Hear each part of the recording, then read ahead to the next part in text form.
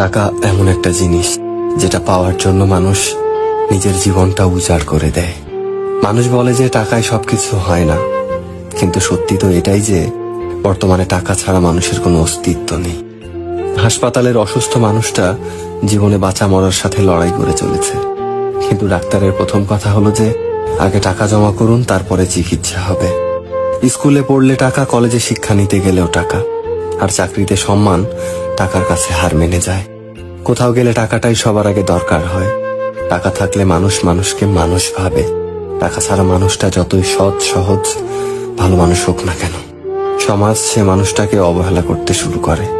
বাস্তবতা তো এটাই যে টাকা শুধু দরকারই হয় না, আজকাল মানুষের সব থেকে বেশি প্রয়োজনীয় জিনিস হয়ে উঠেছে।